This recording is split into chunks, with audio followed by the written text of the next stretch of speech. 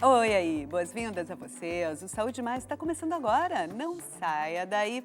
Fissura lábio-palatina é o tema do programa dessa semana com a Camila Rocha, que já está por aqui. Não esquece de deixar a tua sugestão lá no Instagram do programa. Anota aí, @SaúdeMaisTVRS.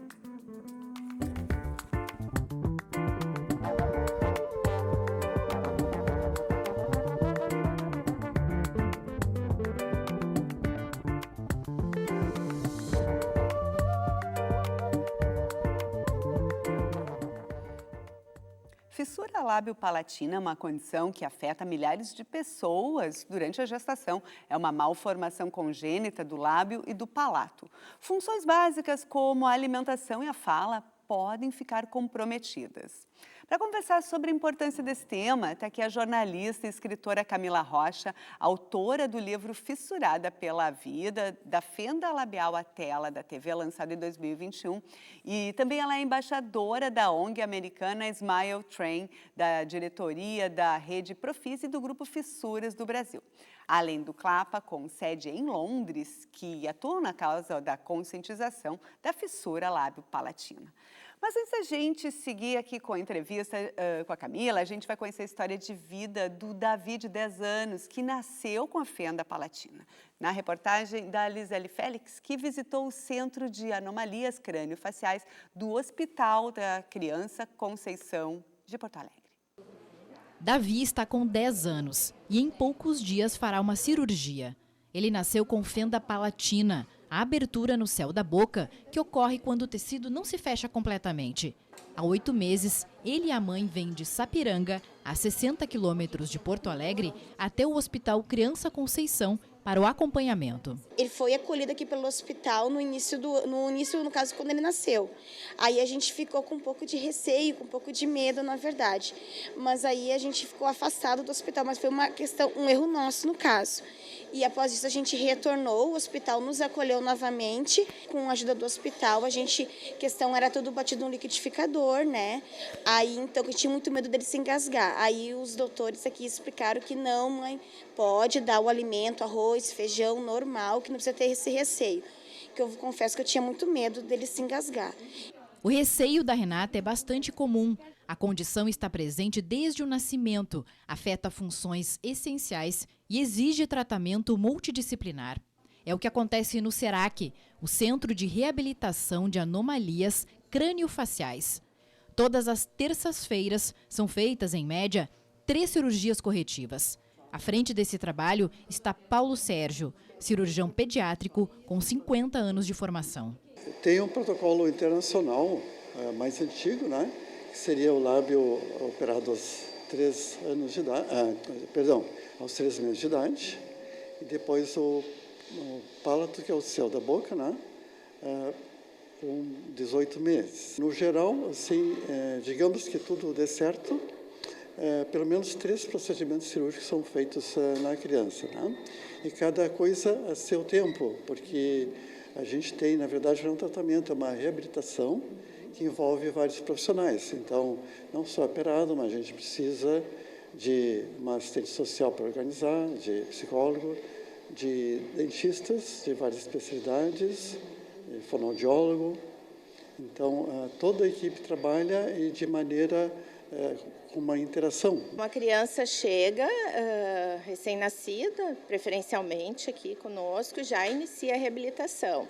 Ela passa por atendimento em várias áreas. A fissura lábio-palatina, ela pode acometer só o lábio e gengiva e também o palato, né? Ou as duas coisas juntas. Então, quanto mais comprometimento tiver, maior a alteração funcional também. Então, a criança pode ter dificuldade para se alimentar no início da vida.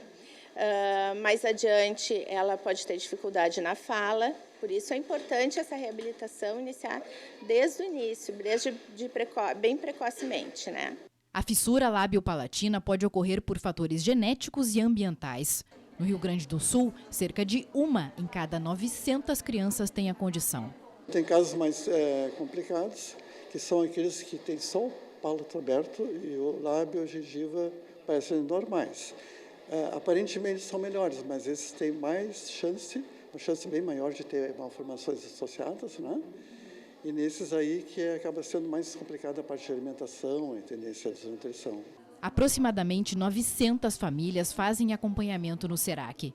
Para pacientes de outros municípios, o tratamento de fonoaudiologia, por exemplo, pode seguir nas unidades básicas, com a orientação da equipe do centro.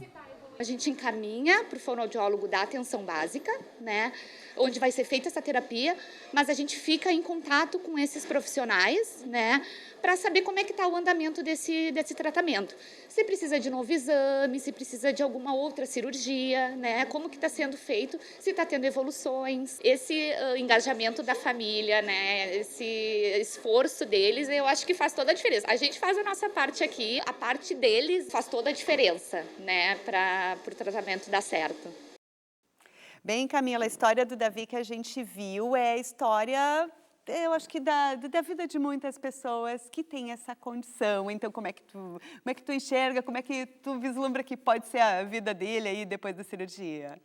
Bom, em primeiro lugar, eu quero agradecer a oportunidade de estar aqui na TVE, né, de retornar à TVE, e dizer que o Davi já é um vitorioso, por vários motivos. Primeiro, ele está inserido num centro especializado em fissura.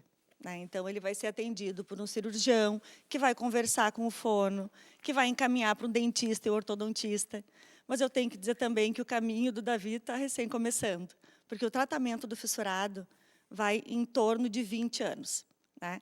Então, assim, é um caminho longo, com muitos desafios, né? Mas eu posso dizer que ele está num lugar ótimo, porque no Sul e no Sudeste, isso já é uma realidade, os centros especializados em fissura. Mas a gente sabe que o Brasil é enorme, e no Norte e no Nordeste, essa não é a realidade de todo o Brasil. Né? Então, a gente trabalha muito em função disso, né? Que todas as crianças possam estar num centro especializado. Então, assim, o Davi tem tudo para ser 100% reabilitado e viver a vida dele, fazer o que ele quiser, né, que é o que a gente espera de todos os fissurados. Embora a gente seja 1 em cada 650 nascidos do Brasil, né, somos muitos, ainda se fala pouco sobre a causa da fissura.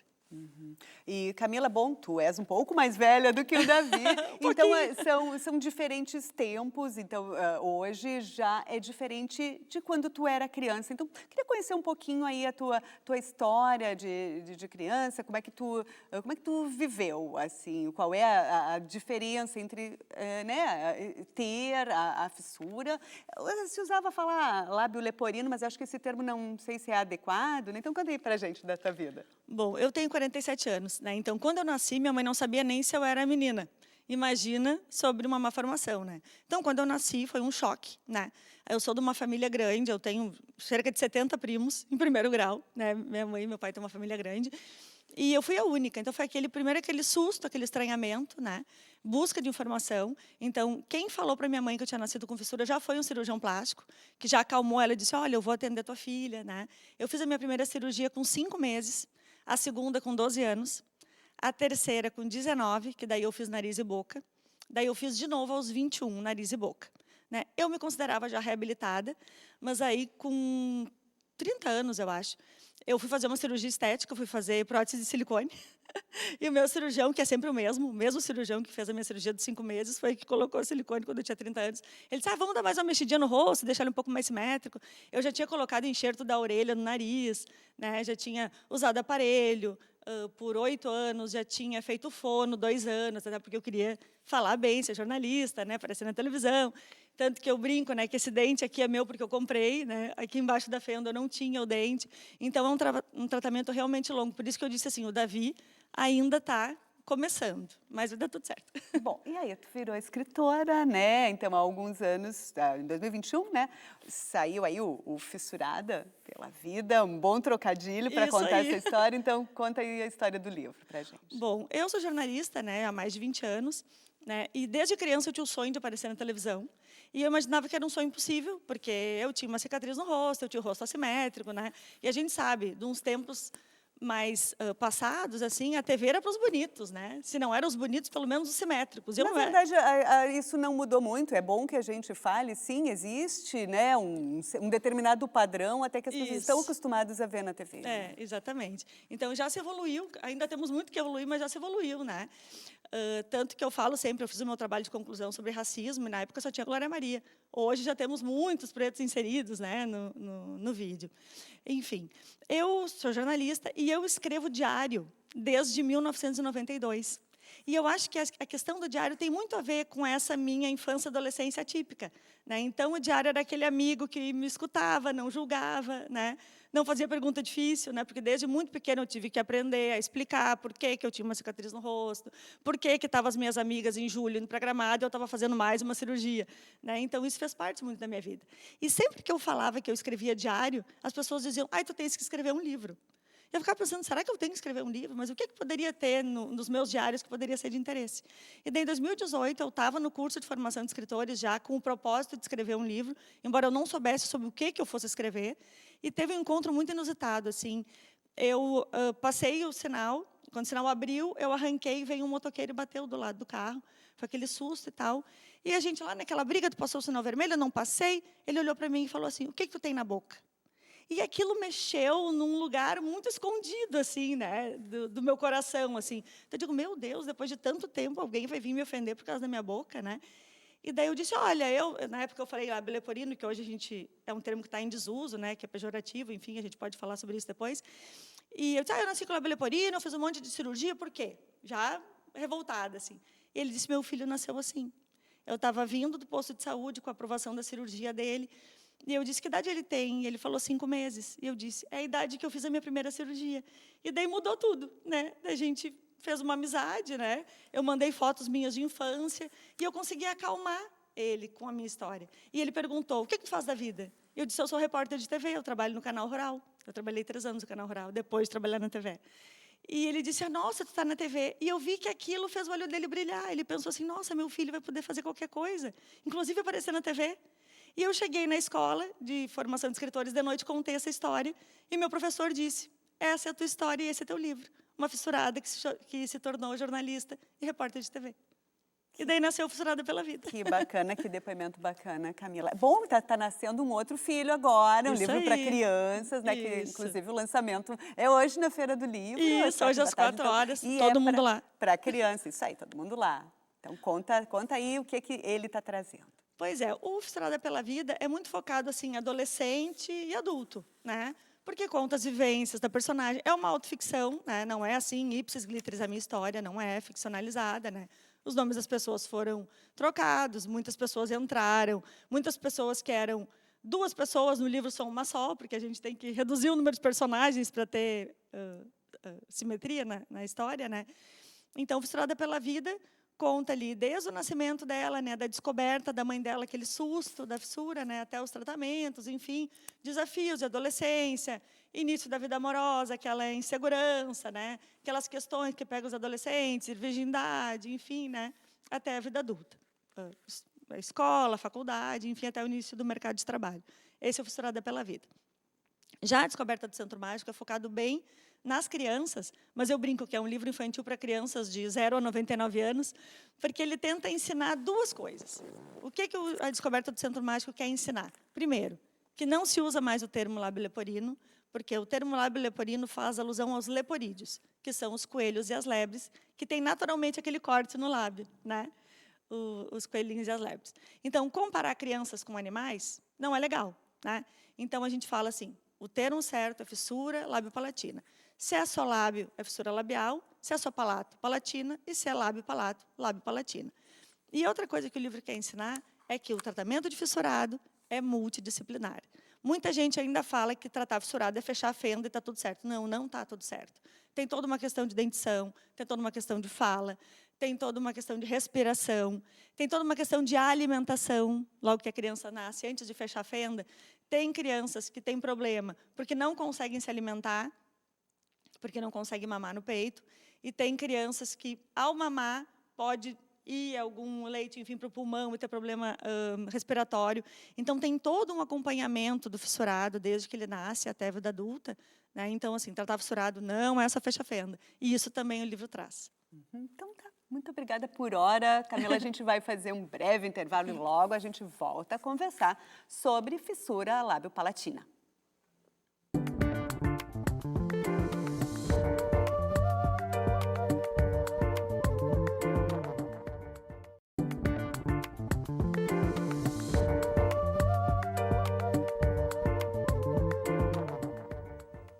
Saúde mais de volta e a gente continua a conversar sobre fissura lábio-palatina com a jornalista e escritora Camila Rocha, que lança hoje, dia 8 de novembro, às 4 da tarde, na Feira do Livro de Porto Alegre, o seu novo livro, A Descoberta do Centro Mágico. Bacana, Camila. Bom, tu como jornalista e também, normalmente jornalistas são bastante curiosos, tu descobriu, pesquisou bastante essa condição, então conseguiu descobrir assim quais são as causas, o que assim, da parte médica mesmo, assim, o que acontece, existe assim ou é aquele presente genético que a gente é como é, né?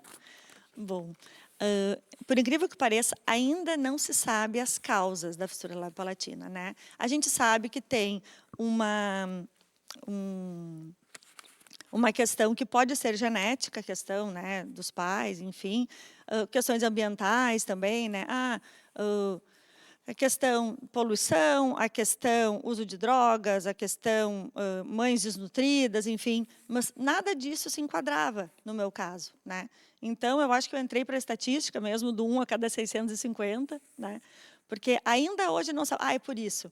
Uma coisa que a gente tem que falar é que quando hoje em dia se descobre na gestação, né, na segunda eco morfológica, já se sabe que a criança vai nascer com algum tipo de fissura, né? Então, o importante é que as mães saibam que elas não são culpadas, né? Porque tem muita a lenda assim, é porque carregava uma chave no peito, Tinha né? esse... Nossa, tinha várias questões, sabe? É porque a criança dentro da barriga da mãe estava com o dedo na boca. Então, assim, não se sabe por quê, né? Ainda não se sabe por quê. Tem uma série de fatores que podem contribuir para as malformações de uma maneira geral, mas a fissura lábio-palatina a gente ainda não tem. É isso, né? É falta de alguma... Não, ainda não se tem. O que a gente sabe da fissura lábio-palatina é que quanto antes a mãe foi informada, né, que essa mãe seja acolhida, que essa mãe tenha conhecimento, né, do tratamento, dessa mãe ir se acalmando, né, porque o que a gente sabe? As pessoas descobrem alguma coisa, botam no Google. Daí vem aqueles casos, né, existem, claro, mas assim, não é a maioria, né, aqueles casos, né, de 20, 30 cirurgias, né, de criança. Então, assim, poder informar, poder saber como é que vai ser a alimentação, para que as coisas ocorram de uma maneira mais tranquila. Sim, né? é bem importante a gente sempre dizer que jogar no Google o doutor Google não é o melhor doutor, né? Tu precisa confrontar as informações, não acreditar, né, no que tu já tem a tendência a acreditar, isso é bem importante, né? E, bom, Camila, se... a questão, quando não é muito tratada e cada um tem esse tratamento diferente, que tu falou desde o começo, isso pode afetar psicologicamente, pode comprometer a vida social, assim. Então, a questão da representatividade que tu diz é bem importante, né? Aquele ator Joaquim Fênix, ele também tem, né? A gente vê com alguma... Porque a gente deve ter feito alguma cirurgia, né? Então, a questão da representatividade é super possível. Então, como é que tu enxerga tudo isso? Bom, a primeira coisa, né, que até em questão do Davi, que a gente viu o exemplo, né, dele estar inserido num centro especializado de fissura, né, porque que nem eu fiz a minha cirurgia plástica em Porto Alegre, eu fiz fono em Novo Hamburgo e coloquei aparelho em Sapucaí e Esteio, porque eu sou do Vale dos Sinos, né. Então, assim, eu cresci muito sozinha. Eu cresci achando que eu era a única no mundo. Tipo assim, por que comigo? Né? Então, só o caso do Davi, dele estar num centro especializado de fissura, dele estar inserido num centro mágico, como eu falo no meu livro, né? Dele poder encontrar na sala de espera crianças como ele, dele poder ter amiguinhos que passam pela mesma coisa. Isso, psicologicamente, já é um grande ganho. Então, o centro tem, além dessa questão do tratamento, a questão médica, que são profissionais capacitados, que conhecem a fissura, mas poder conviver com os iguais, se sentir inserido, não se sentir único. Isso, psicologicamente, tem um efeito maravilhoso. Tipo, hoje, eu já lancei o meu livro num congresso de fissura em São Paulo, dia 5 de julho. Então, assim, para mim é muito emocionante ver aquelas crianças, 5, 6 crianças correndo, todas com a sua fissura, todas com a sua cicatriz. Eu não tive isso. Então, assim, eu fico muito emocionada de ver as crianças fazendo o seu tratamento, inseridas nesse contexto de inclusão, que é um contexto que eu não tive. Então, hoje, o meu trabalho também é em função disso. Eu vi no olhar daquele pai, que eu acabei atropelando de moto, ele podia assim, olha, que nem meu filho, porque para ele também era uma novidade. Então, por isso é o meu trabalho, sabe? Por isso hoje eu estou, Estou na Smile Train, estou na Rede Profis, estou no Fissuras do Brasil, que eu estou com a camiseta do Fissuras do Brasil aqui. A gente já conseguiu ganhar um Dia Nacional de Conscientização, dia 24 de junho, que a gente pauta a imprensa para falar de fissura, mas ainda muito tem para ser feito. E isso é muito importante. Para se desmistificar, contar as verdades, vencer os preconceitos, totalmente, junto com família, com escola, porque nunca existe uma resposta fácil para um problema Por isso complexo. que é importante estar num programa como esse, sabe? Falar para o público em geral. Porque dentro do mundo da fissura, os meus livros, eu já sou muito conhecida, mas assim, a gente quer falar para todo mundo, para que as pessoas possam ver um fissurado e reconhecer um fissurado.